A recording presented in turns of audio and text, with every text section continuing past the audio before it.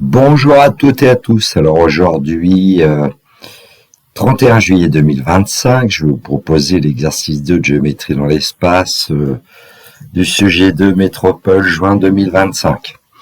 Dans le descriptif de la vidéo, vous trouverez un énoncé corrigé en format PDF ainsi qu'un lien vers mon blog où vous pouvez trouver divers documents, notamment de maths spécialité, maths experte. L'énoncé, l'espace est muni d'un repère orthonormé O, vecteur I, vecteur J, vecteur K. On considère les points A de coordonnées -1, 2, 1, B, 1, -1, 2, C, coordonnées 1, 1, 1. La droite D, dont une représentation paramétrique est donnée par x égale 3,5 plus 2t, y égale 2 plus t, z égale 3 moins t, t appartenant à R.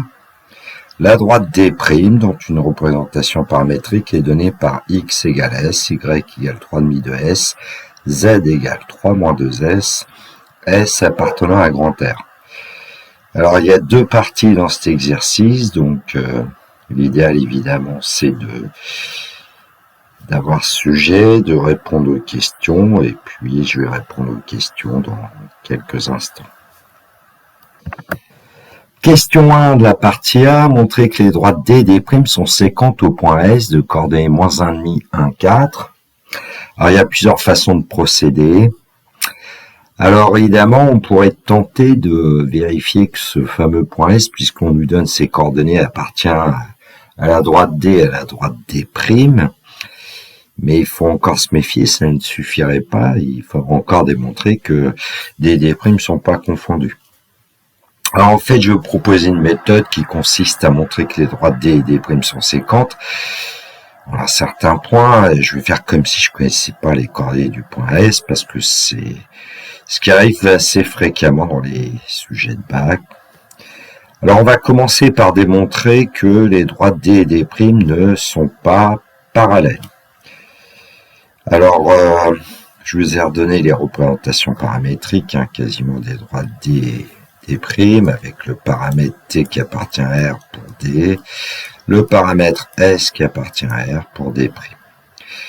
Alors, comment trouver un vecteur directeur de la droite D? Eh bien, il suffit de prendre le coefficient devant T, ici 2, et puis ensuite de prendre le coefficient dans Y de T, c'est-à-dire 1, et puis ensuite de prendre le coefficient qui avait dans Z de T, qui est -1. Bon, on procède de la même façon pour avoir un vecteur directeur de la droite D' que j'ai appelé U'. 1S, donc 1 comme abscisse du vecteur U'. Ici, dans Y égale 1,5 plus S et 1,5 plus 1S. Et donc 1 comme ordonnée, et puis dans Z égale 3 moins 2S, on a -2 comme coefficient de S, donc -2. Alors, est-ce qu'ils sont collinaires, ces deux vecteurs? Vous verrez que je vais utiliser un tableau de proportionnalité un tableau, qui ne sera pas de proportionnalité, justement. Dans le corrigé, en fait, ici, on peut constater que si on effectue un produit en croix, rien qu'avec les deux premières coordonnées, 2 fois 1 n'est pas égal à 1 fois 1, et donc les deux vecteurs ne sont pas collinaires.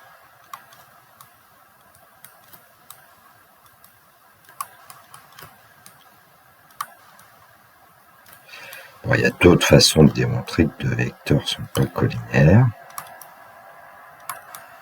On peut faire comme s'il l'était, et qu'il y ait une impossibilité, par exemple. Donc les droites D et D' ne sont pas parallèles. Auquel cas, il reste deux possibilités. Ou bien elles sont séquentes, ou bien elles sont non coplanaires.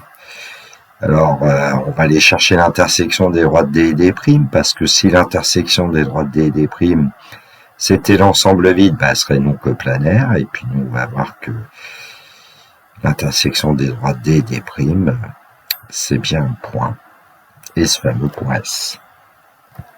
Donc, je vous ai redonné les représentations paramétriques des droites D et des primes, et puis un point M de coordonnées X, Y, Z, il appartient à l'intersection de ces droites. Si et seulement si, on va avoir 1,5 plus 2t qui doit être égal à S.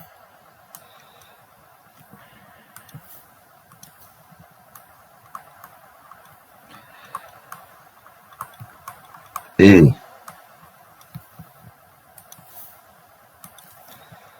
bien 2 plus t qui doit être égal à 1,5 plus S.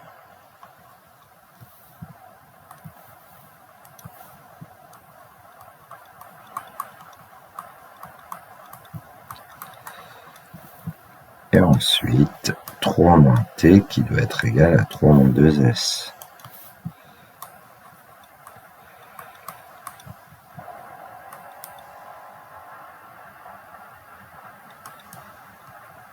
Peut-être une petite erreur.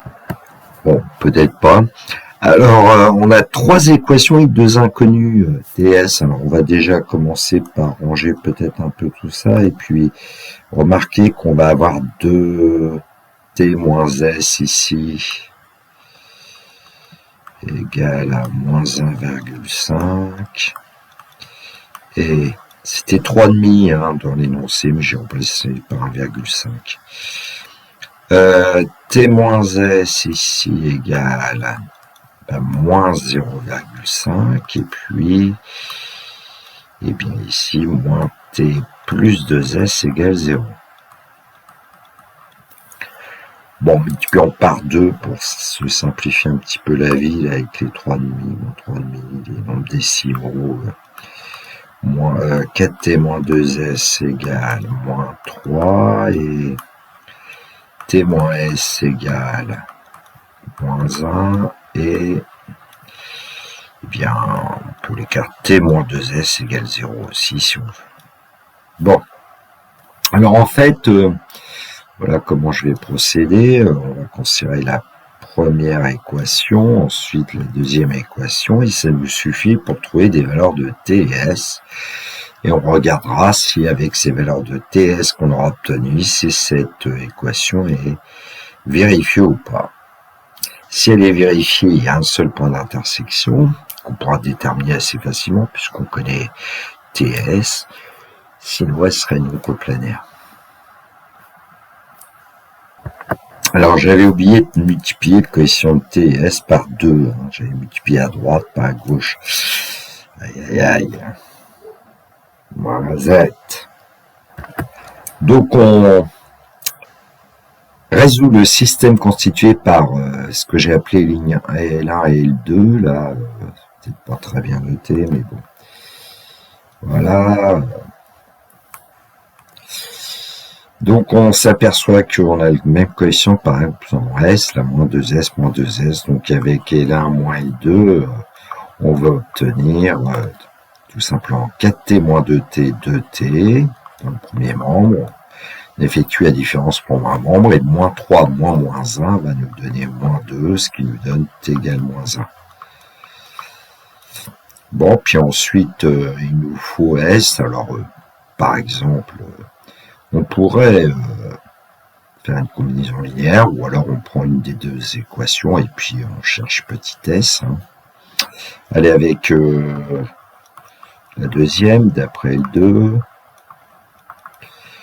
2t va donner moins 2, moins 2s égale moins 1. Bon, 2 plus 2s égale 1, on multiplie par moins 1, 2s égale moins 1, 1 moins 2, s égale moins 1,5 ou bien moins 0,5 ici. Ça ne change pas grand-chose. Bon, ensuite, qu'est-ce qu'on fait? On essaye de voir si t moins 2s est bien égal à 0 ou pas. Alors, t moins 2s est égal à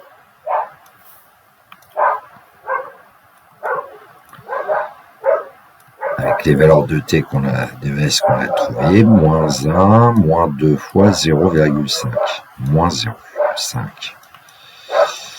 Donc on obtient moins 1 plus 1, c'est-à-dire 0. Donc L3 est bien vérifié, ce qui veut dire que les droits D et D' sont séquentes. Et pour T égale moins 1, en utilisant la représentation paramétrique de la droite D qui est donnée, on va obtenir les coordonnées du point d'intersection. Donc c'est moins 1 là, hein, pas S.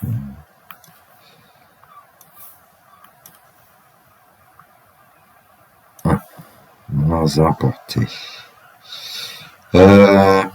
Donc, bon, j'ai gommé des choses. Alors, je sais plus, plus de T, je crois. Et donc, ça va nous donner 1,5 moins 2, c'est-à-dire moins 0,5, et on s'est disait moins 1,5. Voyons même. Donc, 2 plus T2 plus moins 1, ça donne 1. Et 3 moins moins 1 va nous donner 3 plus 1, c'est-à-dire 4. Et donc, le point d'intersection des droits D et D', c'est le point S de coordonnées moins 1,5, 1, 4. Question 2A de la partie A, montrer que le vecteur n de coordonnées 1, 2, 4 est un vecteur normal au plan ABC. Et donc, il s'agit ici de démontrer que le vecteur n est orthogonal à deux vecteurs non collinaires du plan ABC. Alors, je vais choisir les vecteurs AB et AC. Alors, on va avoir besoin des coordonnées du point A et du point B pour obtenir les coordonnées du vecteur AB. Et ensuite, on calculera n scalaire AB. Pour voir si les vecteurs n et AB sont orthogonaux ou pas. Et puis on fera le même travail avec le point A, le point C. On trouvera les coordonnées du vecteur AC. On calculera n scalaire AC. Voici pour le cadre un petit peu des idées. Donc le point A pour coordonnées moins 1, 2, 1. Le point B pour coordonnées 1, moins 1, 2. Donc si on considère qu'avec un codage, il y a L1 et L2. Ici, il suffit de faire L1 moins L2 au fur et à mesure. 1 moins moins 1, ça donne 2. Moins 1 moins 2, moins 3. Et puis, pour la cote de moins 1, 1. Bon, en calculant le produit scalaire de n et de AB, on va obtenir le produit des abscisses plus le produit des cotes, des ordonnées, plus le produit des cotes.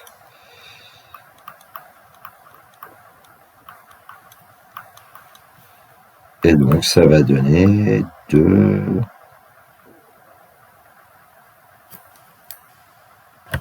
Bon, j'ai dit un peu n'importe quoi, je ne suis pas concentré. Donc, le vecteur n, c'est coordonnées 1, 2, 4. Le vecteur AB est coordonnées 2, moins 3, 1. Donc, on va effectuer le produit des abscisses 1 fois 2, plus le produit des ordonnées, 2 fois moins 3, plus le produit des cotes, 4, 1. Voilà, bon. Et donc, le produit scalaire, c'est deux vecteurs, c'est 2 moins 6 plus 4, on obtient 0. Ce qui fait que le vecteur n est orthogonal au vecteur AB. Bon, il suffit de procéder de la même façon pour le vecteur AC. Alors, on avait les coordonnées du point A, du point C. 1 moins moins 1, ça donne 2. 1 moins 2, moins 1. Et puis 1 moins 1, 0. Et donc, le produit scalaire des vecteurs N et AC, eh bien, ça va être, je vais l'écrire en dessous, donc 1 multiplié par 2, plus 2 multiplié par moins 1, plus 4 fois 0. Et donc 2 moins 2 plus 0, ça donne bien 0. Ce qui nous dit que le vecteur n est bien orthogonal au vecteur AC. Il nous reste une petite rédaction. Le vecteur n est orthogonal aux deux vecteurs non collinaires AB et AC, donc le vecteur n est un vecteur normal au plan ABC. Question 2b, en déduire qu'une équation cartésienne du plan ABC est x plus 2y plus 4z moins 7 égale 0. Alors voilà une méthode, hein, il y en a plusieurs encore. Bon. Alors le vecteur n de coordonnées 1, 2, 4 est normal au plan ABC. Et puis je vais utiliser un point du plan ABC. Pourquoi pas le point C de coordonnées 1, 1, 1.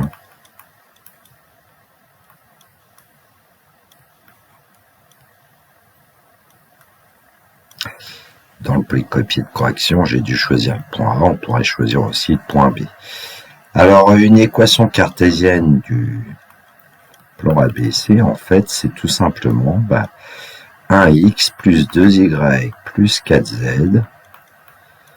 On utilise devant les variables x, y, z les coordonnées du vecteur n dans l'ordre, 1, 2, 4, et puis dans le deuxième membre, on peut écrire 1xc plus 2yc plus 4zc plus que le point C appartient au plan ABC. Et donc, on va obtenir x plus 2y plus 4z égale la somme ici. Et comme xc vaut yc et zc valent 1, c'est 1 plus 2 plus 4 en fait. C'est-à-dire 7. Hein. Et donc, on a bien que le plan ABC a pour équation cartésienne x plus 2y plus 4z moins 7 égale 0. Question 3, démontrer que les points ABCS ne sont pas coplanaires. Alors, encore dans cette question, il y a plusieurs façons de faire. Alors, comme nous, on vient de trouver une équation cartésienne du plan ABC, on va montrer que le point S n'appartient pas à ce plan ABC, ce qui fait que les points ABCS ne seront pas coplanaires. Donc, on va écrire, peut-être écrire une équation du point ABC, une équation cartésienne, x plus 2y plus 4z moins 7 égale 0. Donc on va calculer en fait xs plus 2ys plus 4zs moins 7 et montrer que c'est pas égal à 0. Alors il nous faut les coordonnées du point S que nous avons trouvé. Donc les coordonnées du point S c'était moins 0,514. On va les remplacer. Alors je peux tout l'écrire comme ça, c'est pas très joli, mais enfin bon. Alors moins 0,5 plus 2ys, donc plus 2, plus 4zs, 4 fois 4, 16, moins 7. Donc on va obtenir 18 moins 7, 11, 11 moins 0,5, c'est-à-dire 10,5. Donc on peut dire que xs plus 2ys plus 4zs moins 7 est différent de 0, donc S n'appartient pas au plan ABC, et donc les points ABCS ne sont pas coplanaires.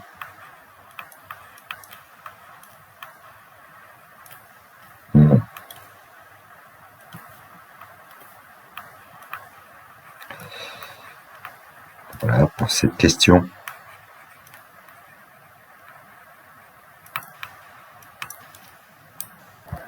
Question 4a, démontrer que le point H de coordonnées -1, 0, 2 est le projeté orthogonal du point S sur le plan ABC. Ici encore, il pourrait y avoir plusieurs façons de procéder. Bon, je vais me servir de ce qu'on nous donne que le point H a pour coordonnées -1, 0, 2.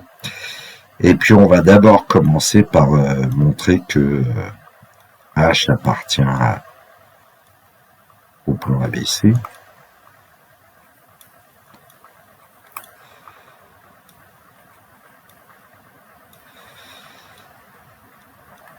Donc on a vu qu'il suffit de calculer xh plus 2yh plus 4zh moins 7. Et on va montrer que c'est égal à 0. Donc moins 1 plus 2 fois 0 qui va disparaître, et puis plus 4 fois 2, plus moins 7.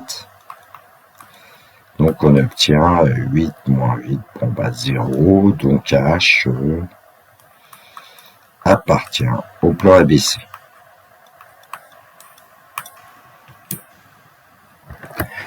Il nous reste à démontrer que les vecteurs HS ou SH et N sont collinaires. Et donc, on a besoin des coordonnées. Donc, du point S, du point H pour avoir SH. Allons-y. Connaissant les coordonnées du point S et du point H, on va avoir les coordonnées du vecteur SH. Donc, moins 1, moins 0,5, moins 0,5. 0, moins 1, moins 1. Et 2, moins 4, moins 2. Alors, on a le vecteur N de coordonnées 1, 2, 4. Donc, il me semble que on peut voir assez facilement qu'en multipliant par moins 2 les coordonnées du vecteur SH, on va obtenir en fait les mêmes que celles du vecteur N. Ce qui fait que le vecteur N, c'est égal à moins 2SH. Donc, N et SH sont collinaires.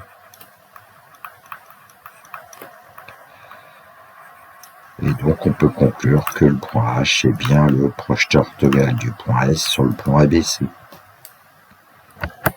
Question 4b, on déduire qu'il n'existe aucun point M du plan ABC tel que SM soit strictement inférieur à la racine de carré de 21 sur 2.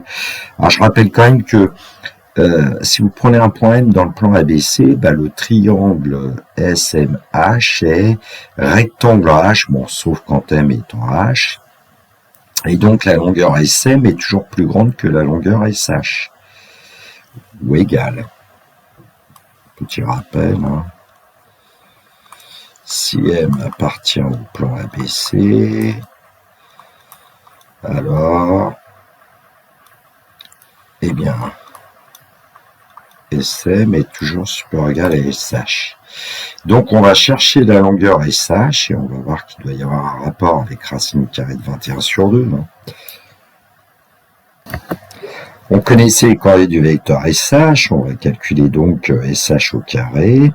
C'est l'abscisse du vecteur SH au carré plus l'ordonnée du vecteur SH au carré plus la cote du vecteur SH au carré. Ce qui nous donne pour SH carré 0,25 plus 1 plus 4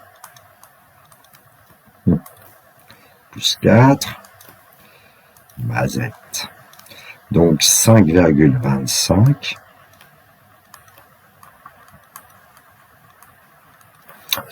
et puis donc SH en fait c'est la même chose que je vais essayer de me placer ici.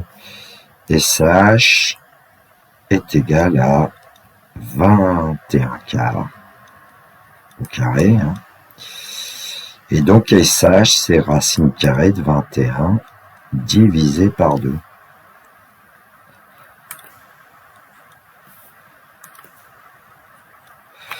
Bon, nous on vient de montrer qu'en fait SM est toujours supérieur ou égal à racine carrée de 21 sur 2, donc il n'existe aucun point M du plan ABC tel que SM soit strictement inférieur à racine carrée de 21 divisé par 2.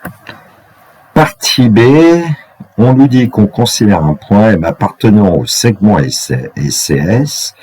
On a donc vecteur CM égale T vecteur CS avec T réel de l'intervalle 0,1. Premièrement, déterminer les coordonnées du point M en fonction de T. On va corriger. Alors, on connaît les coordonnées des points C et S. On va obtenir les coordonnées du vecteur CS, c'est-à-dire moins 0,5, moins 1, moins 1,5, 1 moins 1, 0, et puis 4 moins 1, 3. Et donc, le vecteur TCS va avoir pour coordonnées moins 1,5T, 0 et 3T.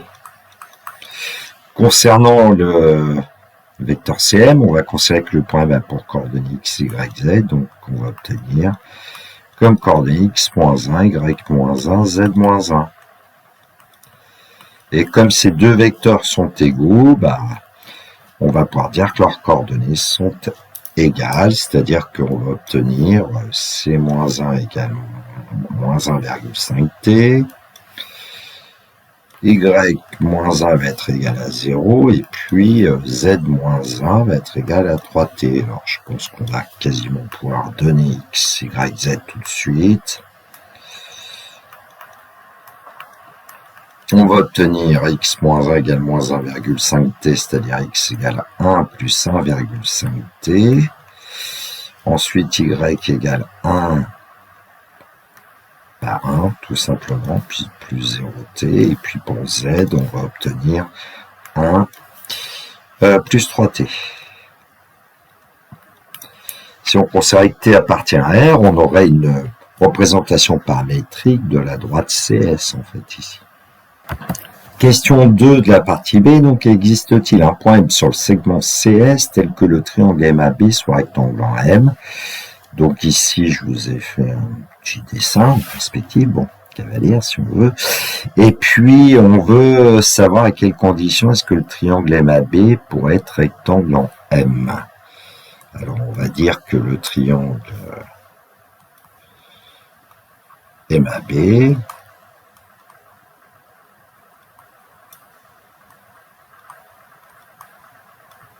est rectangle en M.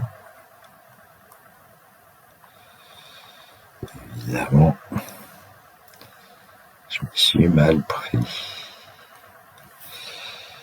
En M,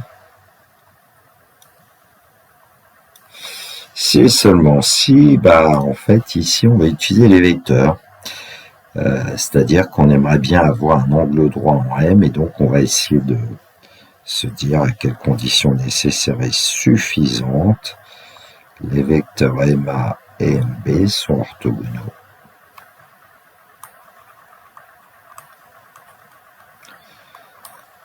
Alors j'ai plutôt pris, je crois, dans le cas GAM et BM, même. Ce qui signifie que le produit scalaire AM et BM vaut 0. Bon, on connaît les coordonnées des points A et B, on connaît les coordonnées du point M en fonction de petit t appartient à 0. On devrait pouvoir s'en sortir. Donc les coordonnées de A, moins 1, 2, 1, M, 1 plus 1,5t, 1 plus 3t, donc on va effectuer une soustraction des coordonnées. Et donc le vecteur AM aura pour coordonnées 1 plus 1,5t moins 1, 2 plus 1,5t. Pour l'ordonnée 1 moins 2 moins 1. Et pour la cote 1 plus 3t moins 1, 3t. Pour le vecteur BM, on va obtenir 1,5t, 2, 1 plus 3t moins 2, c'est-à-dire moins 1 plus 3t. Bon, maintenant, on va calculer le produit scalaire des vecteurs AM et BM et dire qu'il est égal à 0. Alors, j'avais commis encore une erreur de signe ici. C'était un moins, ce qui fait que ici, nous avions pour le point M un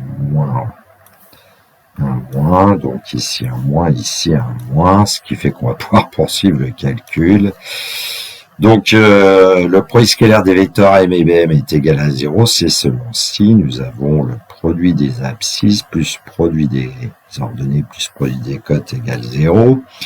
Alors, moins 3t en développant, plus 2,25 t carré, moins 2, moins 3t, plus 9t carré égale 0. Ce qui va donner en t carré, on a 11,25 t carré, moins 3t, moins 6t, moins 2, égale 0. Bon, je vais éviter d'avoir des nombres décimaux. Je vais multiplier par 4. Ça va nous donner 45t carré moins 24t moins 8 égale 0. Donc, on est amené à résoudre une équation du second degré.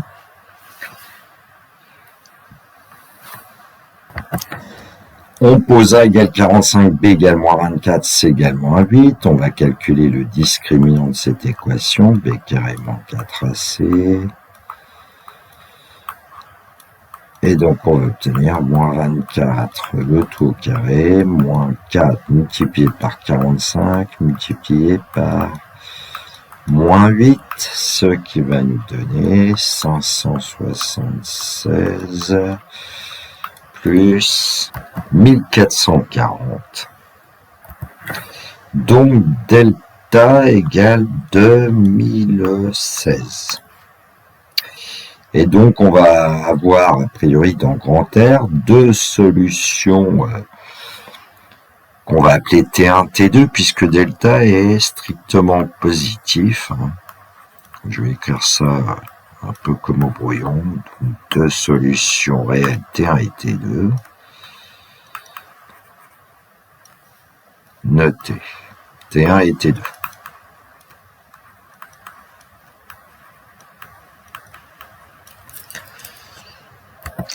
Et donc T1, 24 moins racine carrée de 2016 divisé par 2 fois 45, 90. Alors en fait, on aurait pu s'intéresser à la racine carrée de 2016. On va voir que on peut simplifier un peu cette expression. Donc on va avoir divisé par 90, 24 moins 12 racines de 14, ce qui va nous donner, en simplifiant par 6, 15 au demi-hauteur, 4 moins 2 racines de 14, divisé par 15 pour T1. Et donc pour T2, en fait, calcul est à peu près similaire, c'est l'expression conjuguée, donc 4 plus 2 racines de 14, divisé par 15. Alors maintenant, il nous reste à voir si T1 et T2 appartiennent à l'intervalle 0,1 ou pas, parce que la variable T doit appartenir à 0,1 d'après l'énoncé. Alors, en utilisant une calculatrice, on trouve des valeurs rapprochées de T1 T2 et on s'aperçoit que T1 n'appartient pas à l'intervalle 0,1 et puis T2 y appartient. Donc en fait, pour cette équation du second degré, il n'y a qu'une seule solution dans l'intervalle 0,1, donc il n'y a qu'un seul point M qui va vérifier le triangle ABM et rectangle en M lorsque le point M appartient au segment CS. Donc lorsque M appartient au segment CS, il existe un seul point M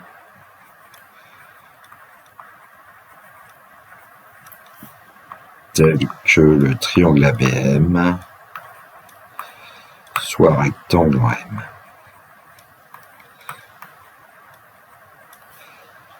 Alors si on avait travaillé avec un point M appartenant à la droite CS, on aurait obtenu deux solutions et donc deux points M. Petite cerise sur le gâteau, une construction avec le logiciel GeoGebra que j'ai effectué pour vérifier un certain nombre de choses notamment. Et puis, par exemple, pour la longueur SA, GeoGebra donne une valeur approchée de 291, qui est une valeur approchée de racine carrée de 21 divisé par 2. Dans l'énoncé, c'était pas demandé, mais on pourrait trouver le volume de la pyramide SABC. Il semblerait que le triangle ABC soit isocèle. Alors, je ne sais plus en quoi il est isocèle, mais il me semble qu'il est isocèle en C. Donc, vous devriez savoir trouver l'aire d'un triangle isocèle. Et puis, en multipliant par SH, en divisant par 3, on obtiendrait le volume de la pyramide qui apparemment vaut 1,75. C'est-à-dire, sous forme de fraction, on obtiendrait cette carte Bon, l'aire du triangle ABC, apparemment, c'est aussi racine carrée de 21 divisé par 2, donc ça serait... Voilà, bon. On retrouve que les droites D' sont séquentes en un point S. Le vecteur normal N, quand on bouge la figure, voilà, on peut peut-être être convaincu que le vecteur N est normal au plan ABC. Bon, enfin, il y a plein de choses qu'on peut faire. Alors pour la partie B, j'ai créé un curseur T qui va varier entre 0 et 1, ce qui fait que le point M va appartenir au segment CS. Et puis, je me suis intéressé à l'angle AMB, qui est donné en degrés sur la figure graphique 3D, ici 111,821 environ. Je l'ai rappelé dans le graphique 2. Et puis, ici, j'ai créé un point T, grand T, d'abscisse petit t, et d'ordonner l'angle, mais évidemment, sur GeoGebra, ici, c'est en radian. Donc, j'ai tracé la droite d'équation y égale pi sur 2. Apparemment, elle coupe la courbe décrite par le point T une seule fois, on a une certaine valeur ici, on voit pas trop ce que c'est. Alors, ce que j'ai fait, c'est que j'ai créé un nom, bon, GeoGebra l'appeler petit e, c'est pas l'exponentiel, hein, donc c'est la valeur T2 que nous avons trouvé tout à l'heure. Et quand le curseur, je clique dessus, propriété, basique, et puis dans la définition, je mets cette valeur de T2. Bon, il dit ici un truc. Et donc, il place le point T exactement à l'intersection de la droite d'équation y égale pi sur 2 et de la courbe que nous avions obtenue. Et il dit que l'angle est de 90 degrés. Et dans le graphique 3D, le triangle AMB semble bien rectangle en M. On pourrait même faire une vue 2D, tiens, peut-être du triangle MAB. Voilà, la vue est venue ici, hop, et voilà, on a le triangle MAB qui est rectangle en M. Bon, si on bouge le curseur, évidemment, il y a des choses qui se passent. Bon, tiens, pour t égale 0, on obtient le point H, bah oui, le point M est en C, donc bon, voilà. Bon, cette vidéo est terminée pour moi, il me reste à vous souhaiter une très belle journée, surtout prenez bien soin de vous, que la force soit avec tous les étudiants. Il me reste à vous dire le classique, au revoir.